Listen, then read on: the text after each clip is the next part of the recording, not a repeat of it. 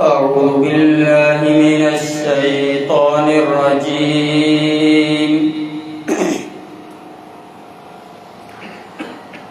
بسم الله الرحمن الرحيم.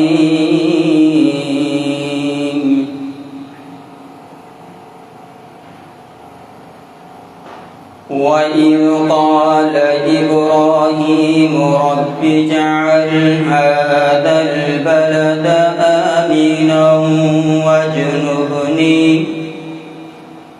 واجنبني وبني أن نعبد الأصنام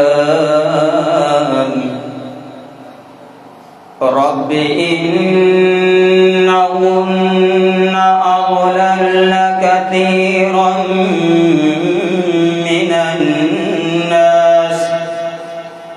من الناس فمن تبعني فإنه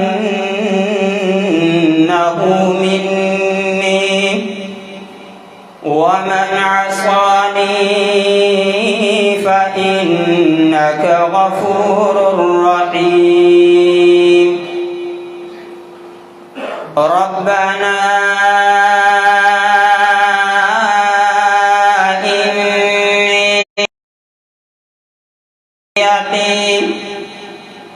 من ذريتي بواد غير ذي زرع عند بيتك المحرم ربنا ليقيموا الصلاة فاجعل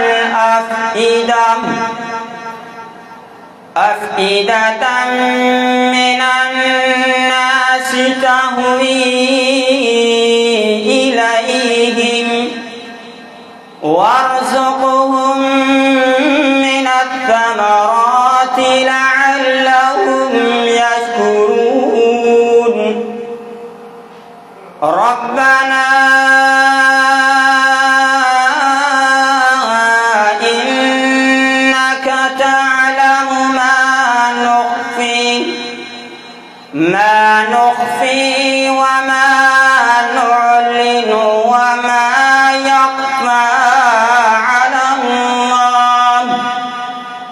وما يخفى على الله من شيء في الأرض ولا في السماء. الحمد لله الذي وهب لي على الكبر إسماعيل وإسحاق إن ربي لسميع الدعاء. رب اجعلني مقيم الصلاة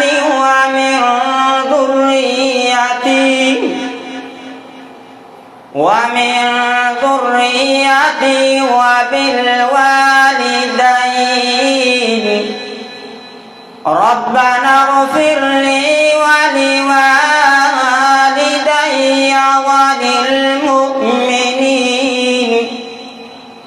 وللمؤمنين يوم يقوم الحساب.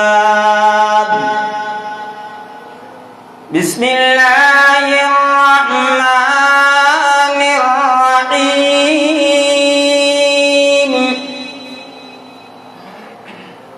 ألم نشرح لك صدرك بسرك الذي أنقض ظهرك ورفعنا لك ذكرك فإن مع العسر يسرا إن مع العسر يسرا فإذا فرغت فانصب وإلى ربك فارغب.